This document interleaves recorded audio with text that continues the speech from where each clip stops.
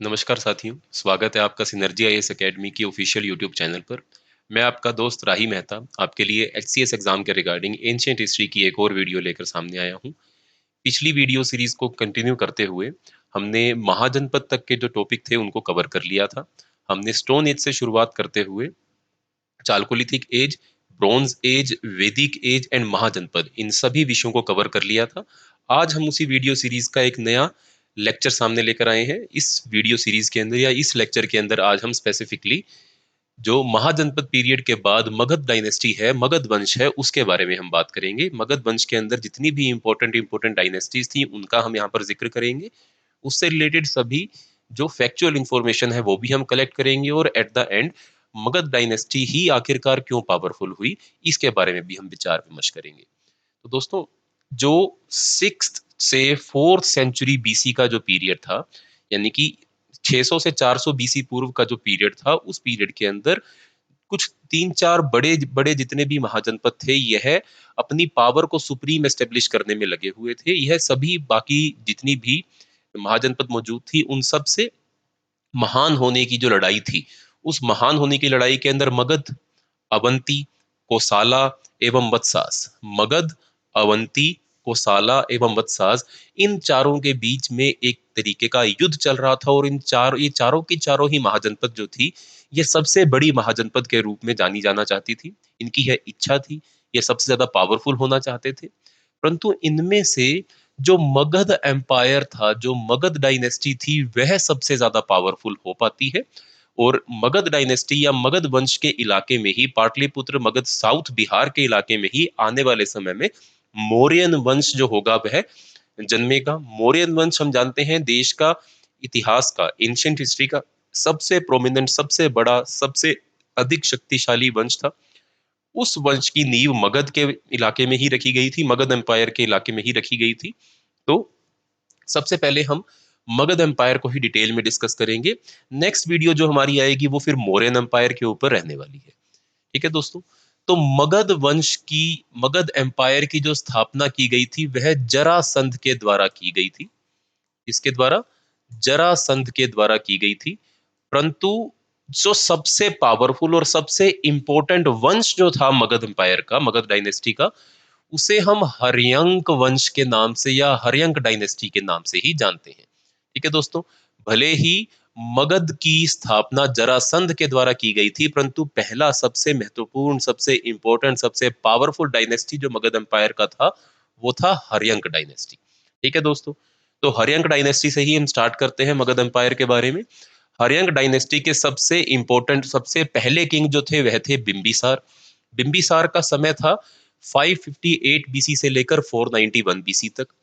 यह भटिया के पुत्र थे, इनके पिताजी का नाम था भटिया। तो मगध को बिंबिसार ने नई ऊंचाइयों पर पहुंचाया और हर्यंक डायनेस्टी के वो सबसे पहले, सबसे पावरफुल, सबसे इंपॉर्टेंट किंग हुए। नाम था उनका बिंबिसार। बुद्धिस्ट क्रॉनिकल्स के अकॉर्डिंग, यानी कि बुद्धिस्ट लेखों के अकॉर्डिंग, जो बिंबिसार थे, इन्होंने लगभग 52 वर्षों के लिए रूल किया। 554 बीसी से लेकर 492 बीसी तक इनका रूल था और उसके बाद इनकी डेथ हो जाती है। इसके साथ साथ बिंबिसार जो थे, यह गौतम बुद्ध के कंटेम्प्ररी थे और गौतम बुद्धा के यह फॉलोअर भी थे। इसके साथ साथ यह महावीर जैन को भी एडमायर करते थे, वह भी इनके कंटेम्प्ररी थे। महावीर जैन एवं गौतम बुद्धा के कंटेम्प्ररी एक ही राजा थे जिनका नाम था बिंबिसार। इन दोनों ही महापुरुषों के कंटेम्प्ररी बिंबिसार जो थे वह रूल कर रहे थे मगध की धरती के ऊपर। जो बिंबिसार थे, इनकी कैपिटल का नाम था गिरवीराज, जिसे राजगृह के नाम से भी जाना जाता है या राजगिर के नाम से भी जाना जाता है। जो गिरवीराज था, यह 5 पहाड़ियों से घिरा हुआ था और 5 पहाड़ियों के बीच में जितनी भी ओपनिंग, जितना भी खुला इलाका था, इसे एनक्लोज, इसे पत्थर की दीवारों के द्वारा एनक्लोज कर दिया गया था। हर तरफ से इस गिरवीराज की तरफ कोई भी बाहर का व्यक्ति जो था वह अंदर नहीं आ सकता था। 5 तरफ तो गिरवीराज के पहाड़ियां हुआ करती थी और ओपन इलाके के ऊपर इन्होंने स्टोन की दीवारें बनाकर, पत्थरों की दीवारें बनाकर सारे इलाकों की किलाबंदी कर दी थी, फोर्टिफिकेशन कर दी थी, जिसके चलते गिरवीराज जो था वह बहुत ही शक्तिशाली और बहुत ही अभेद्य राजधानी बन गया था। बिंबिसार को श्रेणिया के नाम से भी जाना जाता है। यह पहले ऐसे राजा थे जिनके पास अपनी खुद की एक स्टैंडिंग आर्मी मौजूद थी। इससे पहले किसी भी राजा के पास अपनी एक स्टैंडिंग आर्मी मौजूद नहीं थी। राजा जो थे वह ट्राइबल आर्मीज के ऊपर डिपेंड किया करते थे। याद कीजिएगा, महाजनपद वाली वीडियो के अंदर हमने इसके ऊपर बात करी थी। पर बिंबिसार पहले ऐसे राजा थे जिनके पास अपनी खुद की स्टैंडिंग आर्मी मौजूद थी। ठीक है, इसके साथ साथ इनकी ही लीडरशिप के अंदर मगध जो था वह अपनी ऊंचाइयों पर पहुंचता है। इनकी बिंबिसार की जो राइवलरी थी, इनकी जो पहली लड़ाई थी, वह अवंती के किंग प्रद्योत के साथ थी। अवंती के किंग प्रद्योत के साथ बिंबिसार की पर्सनल राइवलरी थी, परंतु बाद में बिंबिसार एवं किंग प्रद्योत के बीच में जो मनमुटाव था वह समाप्त हो जाता है एवं बिंबिसार अपने ही एक फिजिशियन, अपने ही एक डॉक्टर जीवक को उज्जैन में भेजते हैं किंग प्रद्योत का इलाज करवाने के लिए, क्योंकि ऐसा कहा जाता है कि किंग प्रद्योत को जॉन्डिस यानी कि पीलिया की बीमारी हो गई थी। उससे निपटने के लिए, उसका इलाज करवाने के लिए ही बिंबिसार ने अपने ही पर्सनल फिजिशियन जीवक को उज्जैन में यानी कि किंग प्रद्योत के पास भेजा था, जो कि अवंती के राजा हुआ करते थे। इसके साथ साथ बिंबिसार पहले ऐसे राजा थे जिन्होंने भारत के अंदर मैट्रिमोनियल अलायंसेस यानी कि वैवाहिक जो गठबंधन बनाना इन्होंने आरंभ किया। इस वैवाहिक गठबंधन के चलते इन्होंने अपने पॉलिटिकल सिचुएशन को स्ट्रेंथन किया, इन्होंने अपनी राजनीतिक शक्ति को बढ़ाया एवं 3 मैट्रिमोनियल अलायंस, 3 वैवाहिक गठबंधन इन्होंने एस्टेब्लिश किए। पहली जो इनकी बीवी थी उनका नाम था कोसाला देवी, जो कि कोसाला के राजा की बेटी एवं प्रसन्नजीत की सिस्टर थी। ठीक है दोस्तों, तो पहली बीवी थी इनकी कोसाला देवी, जो कोसाला के राजा की पुत्री थी एवं प्रसन्नजीत की वह बहन थी। दूसरी इनकी बीवी का नाम था चलन्ना। चलन्ना जो थी वह लिच्छवी किंगडम को बिलोंग करती थी। लिच्छवी किंगडम जो थी वो वैशाली महाजनपद के अंडर पड़ती हुई एक छोटी किंगडम थी। वैशाली महाकिंगडम, वैशाली महाजनपद एक बड़ा महाजनपद, उसके अंदर कई सारे छोटे छोटे छोटे छोटे किंगडम्स थे, जिनमें से थे एक लिच्छवी। लिच्छवी किंगडम के चीफ की पुत्री चलन्ना से उनका दूसरा विवाह हुआ।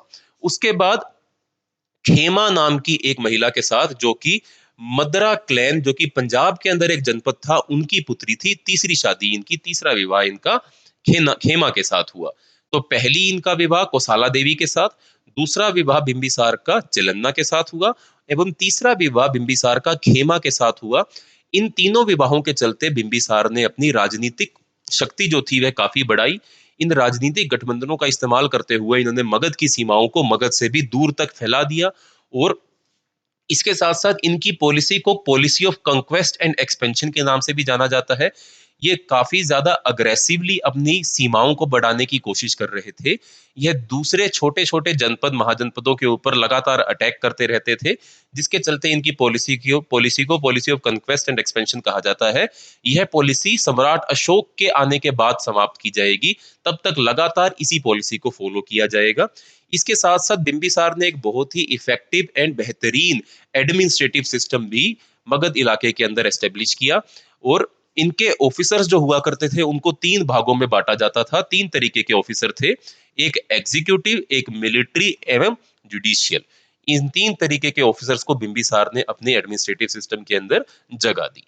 ठीक है दोस्तों, तो यह थे पहले हर्यंग डायनेस्टी के राजा जिनका नाम था बिंबिसार। अब आगे बढ़ते हैं।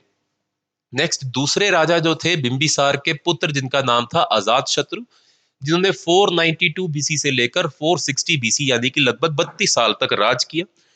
ऐसा कहा जाता है कि अजात शत्रु ने अपने पिता बिंबिसार की हत्या करी और उसके बाद वह रूलर बनते हैं। ठीक है, अजात शत्रु जो थे वह बिंबिसार एंड चलन्ना के पुत्र थे। ठीक है दोस्तों, बिंबिसार एवं चलन्ना के पुत्र थे। इसके साथ साथ अजात शत्रु ने भी बुद्धिज्म को अपना लिया था और आजाद शत्रु के कार्यकाल के दौरान ही पहली बुद्धिस्ट सभा, पहली बुद्धिस्ट काउंसिल जो थी वह राजगृह में ऑर्गेनाइज करवाई गई थी। बुद्धा की, महात्मा बुद्ध के जस्ट मृत्यु के बाद ही इस पहली काउंसिल को ऑर्गेनाइज करवाया गया था। आजाद शत्रु के कार्यकाल में ऑर्गेनाइज करवाया गया था। ठीक है दोस्तों, इसके साथ साथ आजाद शत्रु ने कोसाला किंगडम के खिलाफ एवं वैशाली किंगडम के खिलाफ इन्होंने जंग भी लड़ी।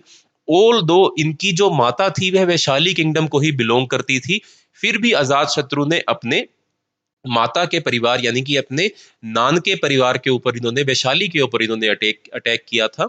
और 16 साल के लंबे युद्ध के बाद कहीं जाकर यह वैशाली की शक्ति को डिस्ट्रॉय कर पाए थे एवं वैशाली को यह मगध एम्पायर का पार्ट बना पाए थे। इन्होंने आर्मी के एरिया के अंदर कई प्रकार की नई तकनीकों का इस्तेमाल किया, जिसके चलते मगध की जो सेना थी वह सबसे ज्यादा शक्तिशाली हो गई। ठीक है दोस्तों, तो यह थे अजात शत्रु। अजात शत्रु के बाद जो राजा बनते हैं मगध एम्पायर में, उनका नाम था उडयन।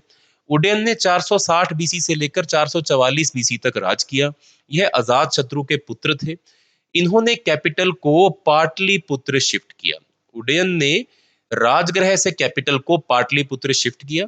यह हर्यंक डायनेस्टी के आखिरी सबसे महत्वपूर्ण राजा थे, और इसके साथ साथ इनका जो कार्यकाल था ये इसलिए इंपॉर्टेंट था क्योंकि इन्होंने गंगा नदी एवं सोन नदी के कॉन्फ्लुएंस पर, जहां पर गंगा नदी एवं गंगा की एक ट्रिब्यूटरी सोन पाटलिपुत्र के पास, जहां पर वो एक दूसरे को मिलती थी, वहां पर इन्होंने एक किले का निर्माण करवाया था।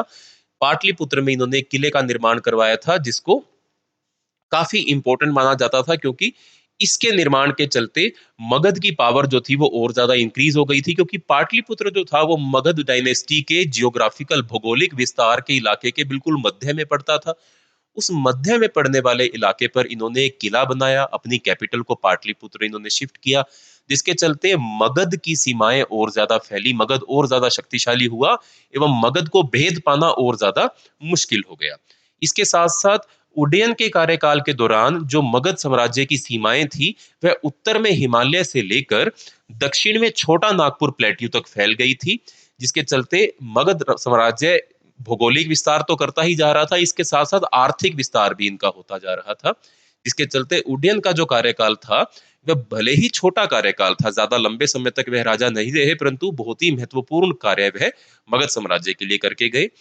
उडयन के जाने के बाद लगातार एक के बाद एक 3 राजा जो थे वह हर्यंक डायनेस्टी के अंदर आए। पहले का नाम था अनिरुद्ध, दूसरे का नाम था मांडा एवं तीसरे का नाम था नागदासक। नागदासक जो थे वह हर्यंक डायनेस्टी के आखिरी राजा थे, एवं नागदासक के बाद डायनेस्टी शुरू होती है सिसुनाग डायनेस्टी। ठीक है दोस्तों, तो उडयन, उडयन के बाद अगले राजा अनिरुद्ध, अनिरुद्ध के बाद मांदा और मांदा के बाद नागदासक। नागदासक जो थे हर्यंक वंश के आखिरी राजा, और उसके बाद हर्यंक वंश समाप्त हो जाता है एवं सिसुनाग वंश की स्थापना की जाती है।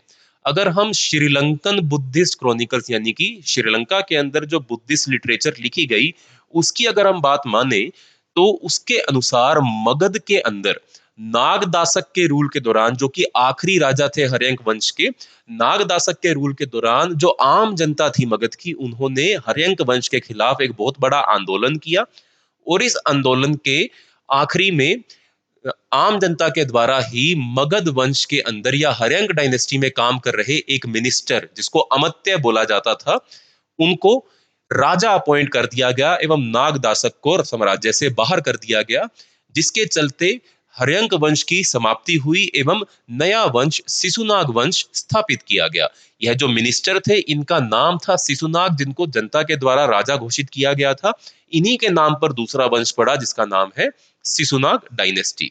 सिसुनाग डायनेस्टी जो थी उसने लगभग 413 बीसी से लेकर 345 बीसी तक राज किया। इनका भी राज ज्यादा लंबा नहीं था हर्यंक डायनेस्टी के मुकाबले, परंतु जो सिसुनाग डायनेस्टी थी ये भी काफी इंपॉर्टेंट और काफी पावरफुल डायनेस्टी थी। इन्होंने भी मगध की बढ़ोतरी में, मगध की सफलता में अपना एक अहम योगदान निभाया। पहले जो राजा थे सिसुनाग डायनेस्टी के, उनका खुद का ही नाम था सिसुनाग, तो उनसे ही स्टार्ट करते हैं। सिसुनाग राजा बनने से पहले एक मिनिस्टर हुआ करते थे मगध एम्पायर के अंदर, यानी कि वह काशी नाम के एक गांव के वाइसरॉय थे, और उसके बाद उन्हें मगध का राजा आम जनता के द्वारा अपॉइंट किया गया। इन्होंने कैपिटल को वापस गिरिवीराज में शिफ्ट कर लिया। ठीक है दोस्तों, वापस कैपिटल पाटलिपुत्र गई थी पहले, अब कैपिटल वापस कहाँ गई है, गिरिवीराज आ गई है। इसके साथ साथ सिसुनाग की जो सबसे बड़ी अचीवमेंट थी वह थी अवंती की पावर को खत्म कर देना। याद रहेगा आपको, बिंबिसार भी अवंती के राजा प्रद्योत के साथ एक पर्सनल राइवलरी के अंदर थे। भले ही वह राइवलरी खत्म हो गई थी जब बिंबिसार ने अपने फिजिशियन जेवक को प्रद्योत के इलाज के लिए भेजा था, परंतु पूरी तरीके से अवंती एवं मगध के बीच में शांति स्थापित नहीं हुई थी। ये पिछले कई लंबे समय, लगभग 100 सालों से इनके बीच में यह डिफरेंसेस जो थे वह चल रहे थे, परंतु सिसुनाग के कार्यकाल में इन डिफरेंसेस को पूरी तरीके से समाप्त करके अवंती किंगडम को समाप्त करके उसको मगध की सीमाओं के अंदर शामिल कर लिया गया। और इसके बाद अवंती जो रहेगा यह हमेशा मगध का ही पार्ट रहेगा। मौर्य वंश के अंत तक अवंती मगध साम्राज्य का ही पार्ट रहेगा। ठीक है। इसके बाद शिशुनाग ने अपने लास्ट कार्यकाल में, अपने लास्ट के समय में अपनी कैपिटल को वापस गिरिराज से वैशाली की तरफ इन्होंने शिफ्ट कर दिया था। तो अब कैपिटल अंत में क्या बन जाएगी? वैशाली किंगडम, वैशाली कैपिटल बन जाएगी। इसके बाद राजा बनते हैं काल अशोक। काल अशोक शिशुनाग के पुत्र थे। इनको काका वर्ण के नाम से भी जाना जाता है। काल अशोक ने आकर कैपिटल फिर चेंज कर दी। काल अशोक ने कैपिटल चेंज कर दी वैशाली से पाटलिपुत्र। इसके साथ साथ काल अशोक के दौरान सेकंड बुद्धिस्ट काउंसिल ऑर्गेनाइज करवाई गई वैशाली के क्षेत्र के अंदर। ठीक है दोस्तों। तो काल अशोक पहली जो बुद्धिस्ट काउंसिल थी वो अजात शत्रु के टाइम पर, दूसरी बुद्धिस्ट काउंसिल जो थी वह काल अशोक के टाइम पर होती है, वैशाली में होती है। और उसके साथ साथ काल अशोक जो है वो कैपिटल को पाटलिपुत्र में शिफ्ट भी कर लेते हैं। इसके साथ ऐसा माना जाता है कि काल अशोक की मृत्यु जो थी वह राज जो मगध साम्राज्य का जो महल था उस महल के अंदर एक विद्रोह हुआ, एक रिवोल्यूशन हुआ, जिसके चलते काल अशोक की उस विद्रोह के दौरान मृत्यु हो जाती है एवं शिशुनाग वंश की समाप्ति काल अशोक की मृत्यु के साथ ही हो गई। एवं शिशुनाग वंश को बदला, शिशुनाग वंश का स्थान जो था वह नंद वंश ले लेता है और महापद्मानंद जो है वो गद्दी के ऊपर आकर बैठ जाते हैं। तो पहली हर्यंक डायनेस्टी, दूसरी शिशुनाग डायनेस्टी, तीसरी डायनेस्टी जो शुरू होती है काल अशोक की मृत्यु के साथ, उसका नाम है नंद डायनेस्टी। और सबसे पहले राजा जो थे नंद डायनेस्टी के, उनका नाम है महापद्मानंद। यह पहली नॉन क्षत्रिय डायनेस्टी थी। इससे पहले दोनों डायनेस्टी हर्यंक एवं शिशुनाग वह क्षत्रिय डायनेस्टी थी, यानी कि उनका उनका जो स्टार्ट था वो क्षत्रिय राजाओं के द्वारा किया गया था। परंतु नंद डायनेस्टी पहली नॉन क्षत्रिय डायनेस्टी है और यह 345 बीसी से लेकर 321 बीसी तक इन्होंने यहाँ पर राज किया। तो शुरुआत करते हैं महापद्मानंद से। इन्हें इंडिया का फर्स्ट हिस्टोरिकल एम्परर बोला जाता है। फर्स्ट हिस्टोरिकल एम्परर महापद्मानंद को बोला जाता है, परंतु चंद्रगुप्त मौर्य को पहला एम्परर ऑफ इंडिया बोला जाता है। बस एक हिस्टोरिकल शब्द का अंतर है। फर्स्ट हिस्टोरिकल एम्परर महापद्मानंद एवं फर्स्ट एम्परर चंद्रगुप्त मौर्य को उसके नाम से जाना जाता है, जो कि नंद डायनेस्टी के बाद स्थापित होगा चंद्रगुप्त मौर्य का वंश। तो एनीवेज बात करते हैं अभी महापद्मानंद की। इन्होंने काल अशोक का मर्डर किया राजा बनने के लिए। ठीक है दोस्तों, काल अशोक का मर्डर किया महापद्मानंद ने राजा बनने के लिए। इसके साथ साथ इनका ओरिजिन कहां से हुआ, ये किस वर्ण को बिलोंग करते थे, किस इलाके को बिलोंग करते थे, इसको लेकर अलग अलग तथ्य मौजूद हैं। अगर हम पुराणों की बात माने, जो कि वैदिक लिटरेचर का पार्ट है, पुराणों की बात माने तो यह लास्ट जो रूलर थे ये शिशुनाग अंपायर के, जो उनके पुत्र थे। और परंतु उनकी माता जो थी वह शूद्र थी, जिसके चलते यह वर्ण समकार माना गया था। जिसका मतलब क्या हुआ कि वर्ण की व्यवस्था के अनुरूप यह शादी नहीं हुई थी। वर्ण व्यवस्था के बाहर जाकर यह शादी, या बाहर जाकर यह पुत्र की प्राप्ति महापद्मानंद के रूप में आखिरी शिशुनाग राजा से हुई थी। जिसके चलते जो महापद्मानंद है इनको लोली ओरिजिन का माना जाता है। इसका मतलब कि यह उच्च श्रेणी के नहीं थे अकॉर्डिंग टू पुराण। इनकी माता जो थी वह शूद्र थी और पिता जो थे वह उनके शिशुनाग वंश के आखिरी राजा थे। ठीक है दोस्तों। परंतु अगर हम जैन टेक्स्ट एवं ग्रीक टेक्स्ट की बात करें तो उसके अनुसार महापद्मानंद जो थे वह एक बार्बर यानी कि नाई और राजा के दरबार में काम करने वाली एक कोटिसन के पुत्र थे। तो अलग अलग क्या है इनके रिलेटेड, अलग अलग हमारे पास सोर्सेज अवेलेबल है। चाहे वह बुद्धिस्ट सोर्स हो, चाहे वह ग्रीक सोर्स हो, चाहे वह जैन सोर्स हो, चाहे वो पुराण का सोर्स हो, हर एक सोर्स में महापद्मानंद या नंद डायनेस्टी को नॉन क्षत्रिय डायनेस्टी दिखाया गया है। क्योंकि ये पहली ऐसी डायनेस्टी थी, हमने स्टार्टिंग में ही बात करी आज, जिनका ओरिजिन नॉन क्षत्रिय था। ओरिजिनली में कहां से थे इसको लेकर विवाद आज भी है, कल भी था, यह विवाद चलता ही रहेगा। क्योंकि जब हमारे पास किसी भी सोर्स, किसी भी सब्जेक्ट को पढ़ने के लिए या किसी भी टॉपिक को पढ़ने के लिए मल्टीपल सोर्स जब हमारे पास होते हैं और जब वो मल्टीपल सोर्स अलग अलग बात कर रहे होते हैं, तब यह वैचारिक लड़ाई के असल में सही कौन है और गलत कौन है यह चलती ही रहती है। ठीक है दोस्तों।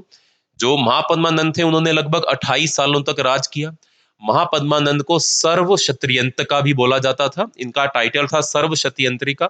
इसका मतलब हुआ डिस्ट्रॉयर ऑफ ऑल क्षत्रियाज। इन्होंने अपने आसपास के इलाके में मौजूद सभी क्षत्रिय किंगडम को डिफीट कर दिया था, जिसके चलते इनका टाइटल पड़ा सर्व क्षत्रियंतका, यानी कि destroyer of all the Kshatriyas.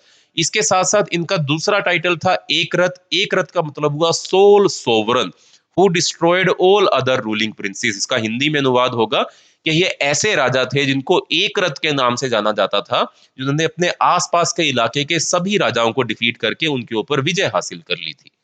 ठीक है दोस्तों, महापद्मानंद के रूल के दौरान मगध एम्पायर जो था वो अपनी सीमाओं के अंदर काफी ज्यादा बढ़ता है। इनका जो फैलाव है ये उत्तर में हिमालयस के पास से लेकर दक्षिण में अब गोदावरी नदी तक इनका इलाका, और कह लीजिए गोदावरी के साथ साथ नर्मदा नदी के इलाके तक इनका जो ज्योग्राफिकल विस्तार है वह फैल जाता है, एवं कई सारी किंगडम्स को यह डिफीट करते हैं।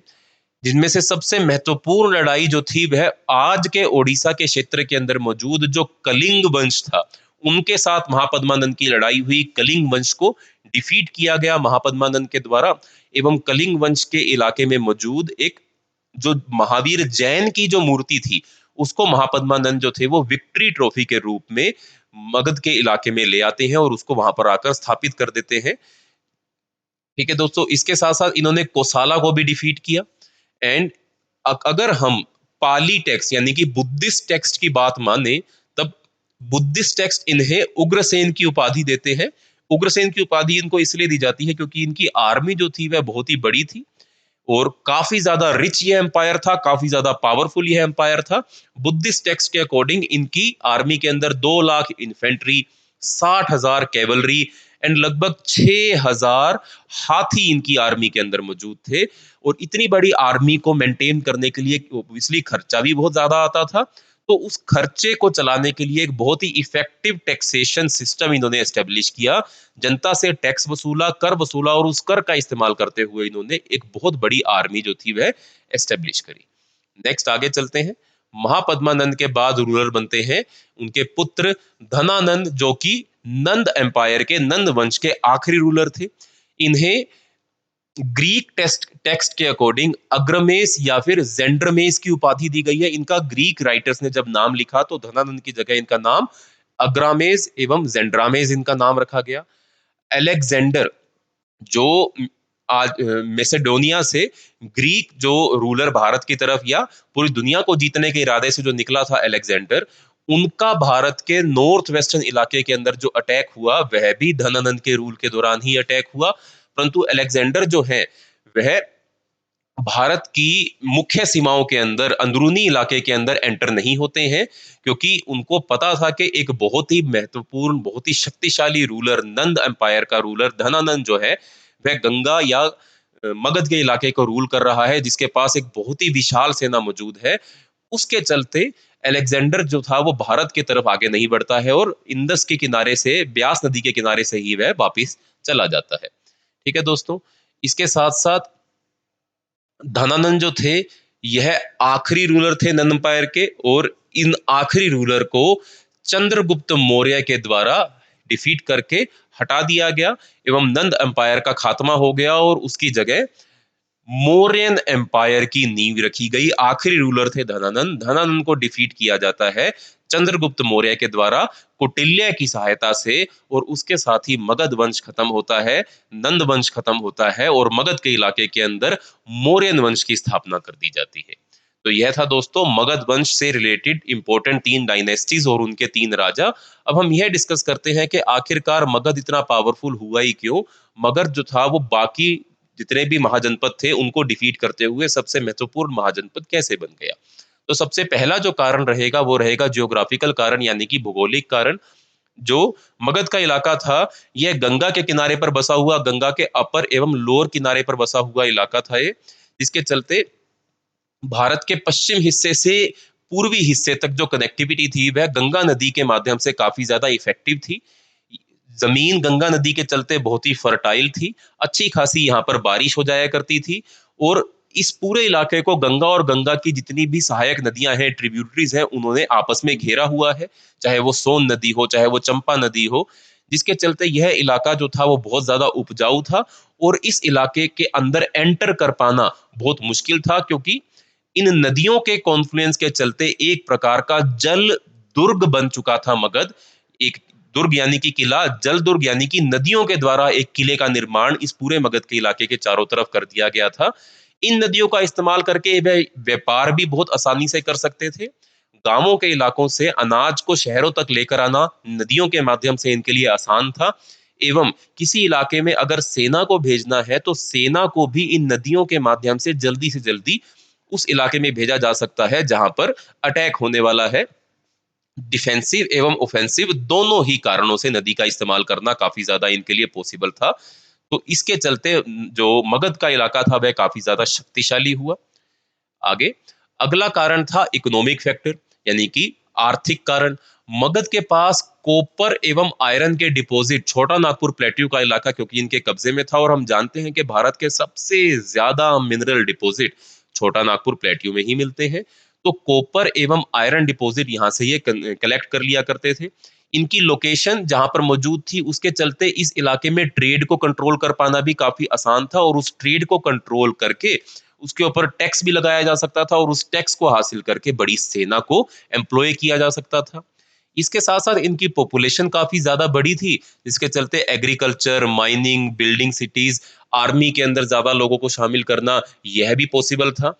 और उसके साथ साथ गंगा के मौजूद होने के चलते गंगा को ट्रेड के लिए नॉर्थ इंडिया के अंदर मगध वंश ने काफी ज्यादा इस्तेमाल किया, जिसके चलते इन्होंने तरक्की हासिल करी, अपना आर्थिक विस्तार भी किया, अपना भौगोलिक विस्तार भी किया। अगला कारण रहेगा कल्चरल फैक्टर, ठीक है, यानी कि सांस्कृतिक कारण। मगध सोसाइटी जो थी वह ऑर्थोडॉक्स सोसाइटी नहीं थी, अनऑर्थोडॉक्स सोसाइटी थी। यहाँ पर ब्राह्मणिकल ट्रेडिशन, ब्राह्मणिकल मोनोपली, या जो वैदिक संस्कृति के अंदर जो भी हल्की फुल्की जो समस्याएं थी वह इनके अंदर अभी तक नहीं आई थी। यह आर्यन एंड नॉन आर्यन दोनों ही तरीके के लोग जो थे वे मगध के इलाके में रहते थे, जिसके साथ साथ जैनिज्म एंड बुद्धिज्म दोनों ही धर्म इस इलाके के अंदर काफी ज्यादा पॉपुलर हुए। एवं काफी लिबरल ट्रेडिशन थे यहाँ के लोगों के, जिसका प्रमाण हमको मिलता है कि नॉन क्षत्रिय डायनेस्टी ने भी मगध को रूल किया, क्योंकि यहाँ पर ब्राह्मणिकल मोनोपोली इतनी ज्यादा एक्सट्रीम नहीं हुई थी, जिसके चलते जो राजा थे वह नॉन क्षत्रिय ओरिजिन के भी मगध के इलाके के अंदर रूल कर पाए, इफेक्टिवली रूल कर पाए। यह भी एक कारण था। और आखिरी कारण था पॉलिटिकल फैक्टर, यानी कि राजनीतिक कारण। इस कारण में सबसे इंपॉर्टेंट कि इनके पास बहुत ही एम्बिशियस रूलर्स मौजूद थे, चाहे वो बिंबिसार थे, अजात शत्रु थे, महापद्मानंद थे, धनानंद थे। यह बहुत ही पावरफुल एवं एम्बिशियस रूलर थे, जिनके पास बड़ी बड़ी लार्ज स्टैंडिंग आर्मी थी, जिन्होंने अपनी वेपनरी को, अपनी आर्मी को काफी ज्यादा डेवलप भी कर लिया था। एवं ये पहले ऐसे राजा थे मगध के जिन्होंने अपनी आर्मी के अंदर एलिफेंट्स यानी कि हाथियों को इस्तेमाल करना आरंभ किया था। एवं इतने एबल यह रूलर थे, इन्होंने एक बहुत ही effective administrative and taxation system यहाँ पर लागू किया, जिसके चलते कर इकट्ठा करना, टैक्स इकट्ठा करना काफी इजी एवं प्रभावशाली हो गया। और उस पैसे का इस्तेमाल करके इन्होंने अपनी सिटीज को भी डेवलप किया, अपनी ट्रेड को और अच्छा किया, अपनी आर्मी को और ज्यादा पावरफुल करने में ये कामयाब रहे। और इन्हीं सभी कारणों के चलते मगध जो था वो बाकी सभी महाजनपदों के मुकाबले सबसे शक्तिशाली महाजनपद के रूप में उदय होता है। और इसी धरती के ऊपर धनानंद के बाद चंद्रगुप्त मौर्य के द्वारा मौर्यन वंश की नींव रखी जाती है, जो कि देश का सबसे अधिक शक्तिशाली वंश अपने काल का बनता है। ठीक है दोस्तों, तो यह था आज का हमारा टॉपिक। नाम था इसका मगध एम्पायर, मगध महाजनपद। किस प्रकार वह पावरफुल हुआ, कौन कौन उसकी डायनेस्टी थी, क्या क्या उनके रूलर्स ने किया, किस प्रकार से कैपिटल को शिफ्ट किया गया, ये सब हमने इस वीडियो के अंदर कवर किया। नेक्स्ट वीडियो के अंदर हम मौर्यन वंश की बात करेंगे। ठीक है दोस्तों, अगर ये वीडियो आपको अच्छी लगी हो तो लाइक एवं कमेंट जरूर कीजिएगा। और अगली वीडियो का अगर आपको जल्दी से इंतजार है, आप चाहते हैं कि हम जल्दी से जल्दी अगली वीडियो बनाएं, तो कमेंट के माध्यम से मुझे जरूर बताइएगा। धन्यवाद।